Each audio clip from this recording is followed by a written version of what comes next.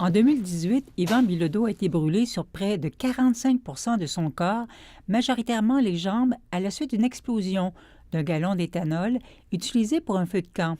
J'ai vraiment pensé de mourir là, à ce moment-là. Ça a été épouvantable. J'ai resté là 21 jours aux soins intensifs, dont 5 jours dans le coma provoqué. Yvan Bilodeau compte parmi les 120 grands brûlés annuellement de l'Est du Québec à qui l'on propose le vêtement compressif comme traitement.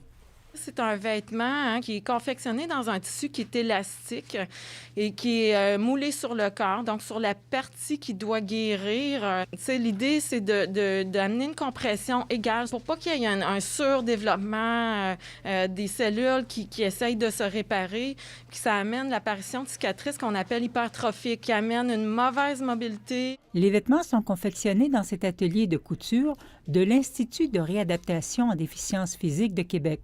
Quelques 300 vêtements sont créés chaque année. Toutes les parties du corps peuvent être couvertes, même le visage. En raison d'une perte d'élasticité avec le temps, les vêtements sont changés tous les 2 à 3 mois. On va utiliser les vêtements compressifs 23 heures sur 24. Dans le fond, étant donné que la peau est active en tout temps. Puis ces vêtements-là vont être portés par les grands brûlés pour une période d'environ 1 an. Donc, ce vêtement-là va permettre d'améliorer l'apparence des cicatrices, de diminuer les démangeaisons. Un récent rapport, fruit d'une collaboration entre les équipes du CIUS de la capitale nationale et le CHU de Québec, confirme les bienfaits du vêtement compressif. Le dernier rapport qui vient de ressortir démontre que l'offre de service est adéquate, puis qu'on est vraiment, si on veut dire, up-to-date à travers ce qui se fait dans le monde. Ce qui a été intéressant aussi dans cette évaluation-là, c'est qu'on a sondé les usagers. Oui, ils avaient trouvé que les vêtements compressifs étaient efficaces. Yvan Bilodeau, qui a été greffé à 2 reprises, a constaté une nette amélioration.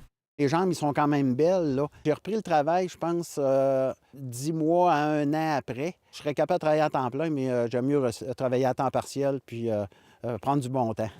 Ici Nicole Germain, Radio-Canada, Québec.